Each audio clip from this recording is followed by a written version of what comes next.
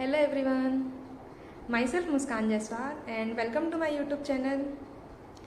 आज हम इस चैनल में एक नीट सिलेक्शन सीरीज स्टार्ट करने जा रहे हैं जिसमें हम हर उस छोटे छोटे टॉपिक के बारे में, हर उस छोटे छोटे प्रॉब्लम्स को डिस्कस करेंगे जो मैक्सिमम नीट एस्पायरेंट जो नीट की प्रिपरेशन कर रहे हैं वो फेस करते हैं।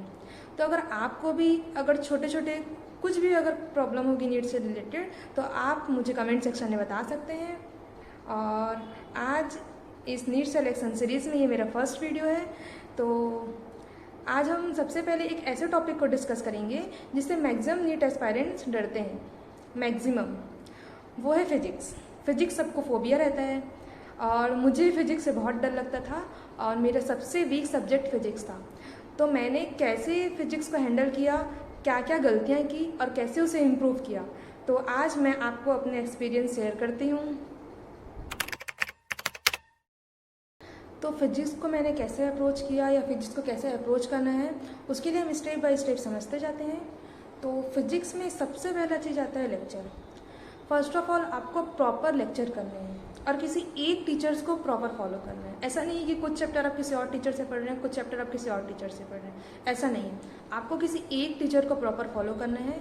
और इसमें दो तरह के बच्चे होंगे, कुछ ऐसे होंगे जो ऑनलाइन कोचिंग ज्वाइन किए हैं और कुछ ऐसे होंगे जो ऑफलाइन कोचिंग ज्वाइन किए हैं। तो चाहे आप किसी भी टीचर से पढ़ो, चाहे ऑनलाइन पढ़ो चाहे ऑफलाइन पढ़ो, आपको अपने टीचर पे सबसे पहले तो बिलीव करना होगा कि मैं जिस टीचर से पढ़ रही हूँ या पढ़ रहा हूँ पूरे मैक्सिमम क्वेश्चन, मैक्सिमम कॉन्सेप्ट उन्हीं के नोट्स आएंगे। सबसे पहले तो आपको ये बिलीव करना होगा।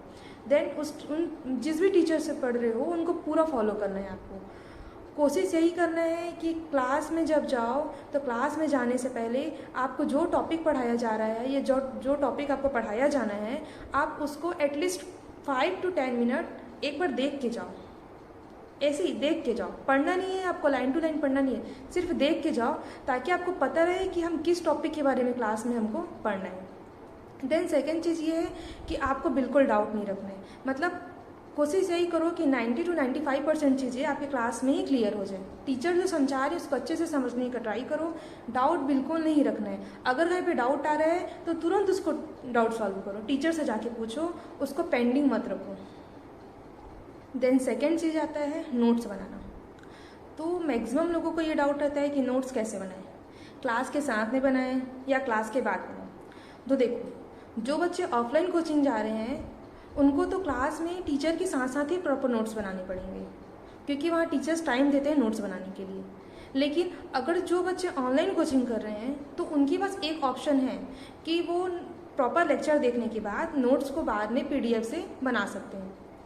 तो बाद में नोट्स बनाने का एक प्रॉफिट ये है कि जब आप पूरा लेक्चर देखने के बाद नोट्स बनाओगे तो एक पूरा जो आप टॉपिक पढ़े हैं जब आप खुद से उसको नोट्स बनाओगे तो वो एक बार रिवाइज हो जाएगा। एक प्रॉफिट ये है। बट नोट्स आपको सेल्फ नोट्स बनाने हैं। ऐसा नहीं है कि किसी भी आप टॉपर्स के नोट्स फॉलो कर रहे हैं, किसी मिलते हैं कई हैंड रिटन नोट्स मिलते हैं टॉपर्स के, तो आपको किसी के नोट्स फॉलो नहीं करने हैं क्योंकि वो तो उस नोट्स में उन चीज़ों को लिखा है जो उसको समझ नहीं आता या उसको जो इंपॉर्टेंट पॉइंट लगा वो लिखा है। तो आपको अपने सेल्फ नोट्स बनाने हैं खुद से। देन थर्ड चीज़ आती है रिविज़न। रिविज़न हमको कैसे करना है? सबसे पहले तो आपको लेक्चर देखना है, देन नोट्स बनाना है। देन क्लास से आने के बाद आपने जो भी क्लास में पढ़ा, जो कुछ भी पढ़ा, उसको सबसे पहले एक पेन कॉपी लेके जितने भी क्वेश्चंस किए हैं स्टार्टिंग से लेके लास्ट तक, चाहे आपसे क्वेश्चन क्लास में बने हों या ना बने हों, आपको फिर से एक बार स्टार्टिंग से बनाने हैं पूरे कंप्लीट। ऐसे क्वेश्चंस को देख के आगे नहीं बढ़ना है कि हाँ समझ लिए और आगे बढ़े, नहीं, आपको उसको खुद बना के देखना है, पेन कॉपी में बना के देखना है। क्योंकि जब तक आप ऐसा नहीं करेंगे आपका फिजिक्स से डर नहीं जाएगा, आपको खुद उसको फेस करना है। जैसे कई बार हमको होता है ना कि हाँ ये समझ आ गया, हम देख के आगे बढ़ गए, ऐसा बिल्कुल नहीं करना है। जब बाद में उसको बनाओगे तो क्वेश्चंस नहीं बनेंगे, आप भूल जाओगे। लेकिन क्लास से अगर पढ़ के आओगे तुरंत अगर उसको एक बार बना के देखोगे तो वो आपके ब्रेन में स्टोर हो जाएगा, फिर काफ़ी दिनों तक आप उसको नहीं भूल पाओगे। देन इसके बाद आता है क्वेश्चन प्रैक्टिस। मैक्सिमम लोगों को डाउट ये रहता है कि हम क्वेश्चन प्रैक्टिस कहाँ से करें। तो आप क्वेश्चन प्रैक्टिस के लिए पहली बात तो ये कि फिजिक्स के लिए क्वेश्चन प्रैक्टिस ही सबसे ज़्यादा इंपॉर्टेंट है। आप जितना ज़्यादा प्रैक्टिस करोगे आपका कॉन्फिडेंस उतना ज़्यादा ही आएगा क्योंकि एग्जाम में क्वेश्चन आपको ही सॉल्व करने हैं। और फिजिक्स बायो और केमिस्ट्री से थोड़ा हटके सब्जेक्ट है, आप उसको पढ़ के जाओगे और क्वेश्चन बन जाएगा ऐसा नहीं है, आपको उसको प्रैक्टिस करनी पड़ेगी, बार बार प्रैक्टिस करनी पड़ेगी फिजिक्स के लिए। तो फिजिक्स की क्वेश्चन प्रैक्टिस के लिए आप किसी भी एक बुक को फॉलो कर सकते हो, एक ही बुक को करना है। ऐसा नहीं है कि हम 4 बार पढ़ रहे हैं तो हम 4 बार अलग अलग बुक पढ़ रहे हैं, ऐसा बिल्कुल नहीं करना है। एक बुक को ही मल्टीपल टाइम करना है। अगर आप 4 बार रिवीजन कर रहे हो तो एक ही बुक को 4 बार रिवाइज करो। तो किसी भी एक, चाहे आप जिस भी कोचिंग में पढ़ रहे हैं वहाँ से आपको मॉड्यूल मिला होगा, आप कोई भी एक मॉड्यूल या कोई भी एक बुक आप सॉल्व कर सकते हैं। और जहाँ भी आप कोचिंग कर रहे हैं वहाँ आपको DPP डेली प्रैक्टिस पेपर मिलता होगा। आपको डेली का काम डेली करना है। मैं क्या करती थी कि फिजिक्स पढ़ने के बाद जो भी क्लास में सर जिस टॉपिक पढ़ाए हैं उस टॉपिक के जितने भी क्वेश्चंस रहते थे, जो भी बुक जैसे मैं सॉल्व कर रही हूँ, मॉड्यूल सॉल्व कर रही हूँ, तो उस टॉपिक के जितने भी क्वेश्चन मेरे को जहाँ से मिलते थे मैं सारे कर देती थी। मतलब आपको कुछ भी चीज़ कल के लिए पेंडिंग नहीं रखना है। आज का काम जो आज पढ़े उसको आज ही ख़त्म करना है, कल के लिए कुछ भी नहीं बचाना है। और आपको ऐसे बुक को फॉलो करना है जिसमें ऐसा नहीं है कि आपको फिजिक्स के लिए बहुत सारे क्वेश्चन प्रैक्टिस करने हैं। आप ऐसी बुक फॉलो कर रहे हो जिसमें 500-600 क्वेश्चन है, आपको ऐसा नहीं करना है। आपको ऐसे बुक फॉलो करना है जिसमें मैक्सिमम 100 to 200 क्वेश्चन हो, ताकि जब आप रिवीजन कर सको तो उसको प्रॉपर देख सको। अगर आप ज़्यादा क्वेश्चन वाली बुक फॉलो करेंगे तो आप उसको रिवाइज नहीं कर पाएंगे। इसलिए पर चैप्टर 100 to 200 क्वेश्चन फिजिक्स के लिए सफिशिएंट है। देन इसके बाद आता है कॉन्सेप्ट। आपको फिजिक्स में सबसे ज़्यादा फोकस कॉन्सेप्ट पे करना है। मतलब आपका कॉन्सेप्ट में ग्रिप जितना ज़्यादा होगा, जितने अच्छे से आप कॉन्सेप्ट समझेंगे उतना अच्छे से आप उसको क्वेश्चंस में अप्लाई कर पाएंगे। क्योंकि फिजिक्स में सब कुछ कॉन्सेप्ट अप्लाई करने का ही खेल है। समझ सबको आता है कॉन्सेप्ट, बट उसको अप्लाई कैसे करना है ये क्वेश्चन प्रैक्टिस से आएगा। तो कॉन्सेप्ट को प्रॉपर समझो, क्या कहना चाह रहे हैं वो, उसके बाद उसको क्वेश्चंस में अप्लाई करना सीखो। मतलब कॉन्सेप्ट समझने के बाद आपको सीधा क्वेश्चन प्रैक्टिस में ही आना है। जितना ज़्यादा क्वेश्चन प्रैक्टिस करोगे उतना ज़्यादा आपका कॉन्सेप्ट बिल्ड होगा, आपको नए नए कॉन्सेप्ट सीखने को मिलेंगे। तो क्वेश्चन प्रैक्टिस मोस्ट इंपॉर्टेंट है। एंड इतना करने के बाद जब आपका पूरा चैप्टर एक चैप्टर जब पूरा फिनिश हो जाएगा, जब टीचर आपको पूरा एक चैप्टर पूरा कंप्लीट कर देंगे, तो आपको खुद से उसको प्रॉपर एक बार फिर से स्टार्टिंग से लास्ट तक आपको रिवाइज करना है, पूरा कंप्लीट। जब आप उसको पूरा कंप्लीट रिवाइज करोगे तो आपका एक बार और रिवीजन हो जाएगा वो चैप्टर। तो आपको चीज़ें समझ आने लगेंगी कि कौन से क्वेश्चन इंपॉर्टेंट है, कौन सा कॉन्सेप्ट इंपॉर्टेंट है, तो आपको ये आइडिया लग जाएगा। तो फिर आपको क्या करना है, जब आप रिवाइज करेंगे, जब पूरा चैप्टर रिवाइज करेंगे, तो जो उस चैप्टर के फॉर्मूलाज, जो इम्पॉर्टेंट कॉन्सेप्ट होंगे, मैक्सिमम सारे कॉन्सेप्ट और जो फार्मूला है उसकी एक शॉर्ट नोट्स आपको बनानी है। ये शॉर्ट नोट्स आपको अभी भले हेल्प ना करें, लेकिन जब आप नीट का एग्ज़ाम देंगे या जब आप कुछ टेस्ट सीरीज ज्वाइन करेंगे, जब आपका टेस्ट होगा, तो पूरे फिजिक्स का पूरा चैप्टर को एक दिन में रिवाइज करना, ये मतलब पूरा सिलेबस को रिवाइज करना ये इम्पॉसिबल है। तो इसके लिए आपको शॉर्ट नोट्स ही काम आएंगे। एटलीस्ट अगर आप कुछ पढ़ के ना जाओ तो कम से कम फार्मूला और कॉन्सेप्ट को देख के जाओ। बार बार उस शॉर्ट नोट्स को आपको रिवाइज करना है, ताकि कम से कम फार्मूला और कॉन्सेप्ट आपके ब्रेन में सेट रहे। तो आपको प्रॉपर शॉर्ट नोट्स बनाना है, पर शॉर्ट नोट्स बीच में बिल्कुल नहीं बनाना है। पूरा एक चैप्टर कंप्लीट होने के बाद, जब आपका पूरा एक चैप्टर कंप्लीट हो जाएगा, तब आपको आइडिया आपको आइडिया लग जाएगा कि कौन सा टॉपिक इंपॉर्टेंट है, कौन से कॉन्सेप्ट इंपॉर्टेंट है। तो पूरा चैप्टर कंप्लीट होने के बाद ही आपको शॉर्ट नोट्स बनाना है। इतना करने के बाद जैसे आप क्वेश्चन टॉपिक अगर क्लास से डेली आप करके आ रहे हो, टॉपिक कॉन्सेप्ट पढ़ के आ रहे हो, उसके डेली मॉड्यूल से कुछ क्वेश्चन सॉल्व कर रहे हो, तो आपका मॉड्यूल तो साथ साथ ही प्रॉपर सॉल्व हो जाएगा। अगर कुछ क्वेश्चन बच जाते हैं तो चैप्टर कंप्लीट होने के बाद आप उसको सॉल्व कर लीजिए। और इसके बाद आता है PYQ मोस्ट इंपॉर्टेंट है।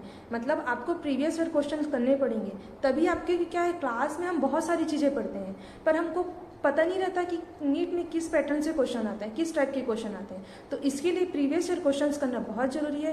प्रीवियस ईयर क्वेश्चंस में ऐसा है कि आपको ऐसा नहीं है कि एक मतलब चैप्टर कंप्लीट होने से पहले आपको बीच में PYQ नहीं उठाना है, क्योंकि वो उसके कुछ 1-2 क्वेश्चन बनेंगे, बाकी क्वेश्चन बनेंगे नहीं, तो आप डिमोटिवेट होना स्टार्ट कर दोगे। तो इसलिए पूरा चैप्टर कंप्लीट करने के बाद जब आप एक बार पूरे चैप्टर को रिवाइज कर लोगे, फिर आप मॉड्यूल के अगर कुछ क्वेश्चन बच जा रहे हैं उसको आप करिए, उसके बाद आप PYQ में आइए।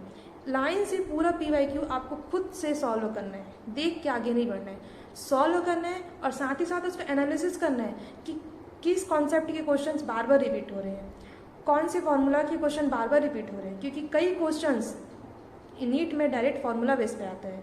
तो आपको एनालिसिस करते हुए भी चलना है, ऐसा नहीं है कि सिर्फ सॉल्व करना है, आपको एनालिसिस करते हुए चलना है कि कौन से कॉन्सेप्ट के क्वेश्चन ज़्यादा रिपीट हो रहे हैं, उसमें आपको ज़्यादा फोकस करना है। देन इसके बाद आपको टेस्ट में आना है।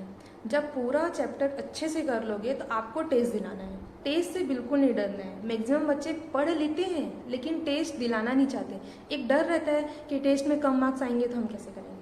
तो टेस्ट का रिजल्ट, सबसे पहली बात तो मैं ये बता दूं कि टेस्ट का रिजल्ट ये डिसाइड नहीं करेगा कि आपका नीट में सिलेक्शन होगा या नहीं होगा। टेस्ट का रिजल्ट सिर्फ ये बताने के लिए है कि आप कहाँ गलती कर रहे हैं, आपका वीक पॉइंट कहाँ है। आप चैप्टर पढ़ने के बाद भी आप कहाँ फंस रहे हैं, तो आपको वीक एरियाज को पहचानना है और उसी को आइडेंटिफाई करके आपको उस पर वर्क करना है और उसको इम्प्रूव करना है। अगर आप डायरेक्ट नीट एग्जाम में बैठोगे तो सारी गलतियां नीट के एग्जाम में ही करके आओगे। इसलिए आपको सबसे पहले नीट के एग्जाम से पहले बहुत सारे टेस्ट पेपर सॉल्व करने हैं। आप मैक्सिमम जितना दिला सकते हैं आप टेस्ट दिलाइए, टेस्ट से बिल्कुल मत डरिए।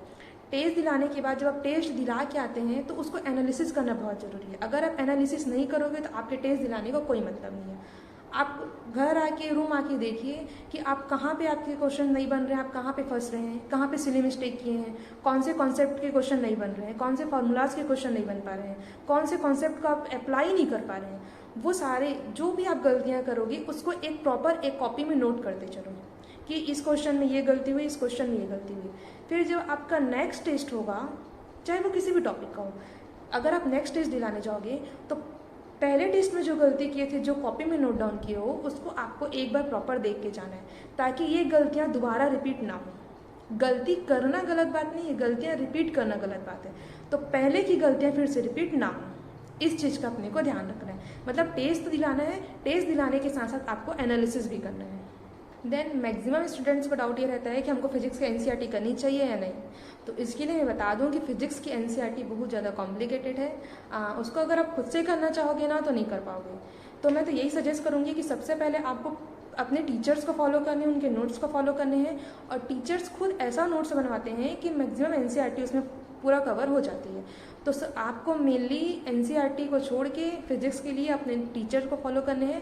और अगर आपका फिजिक्स अच्छे से स्ट्रांग हो, कि अगर आपको लग रहा है कि हाँ अब मेरे से फिजिक्स के सारे क्वेश्चंस बन जाएंगे, तब फिर आपको मैं सजेस्ट करूँगी कि आप एनसीईआरटी में जाइए और उसकी थ्योरी पढ़िए, उसके क्वेश्चंस करिए। अदरवाइज आप अगर लगता है कि नहीं अभी फिजिक्स उतना स्ट्रांग नहीं है तो आप केवल अपने टीचर्स को फॉलो करिए, उतना फिजिक्स के लिए सफिशिएंट है।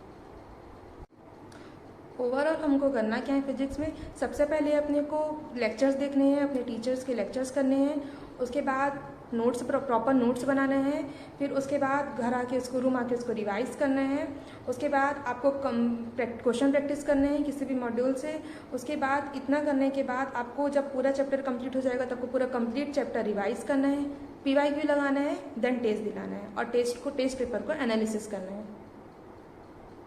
सो आई होप आपको ये वीडियो पसंद आया होगा।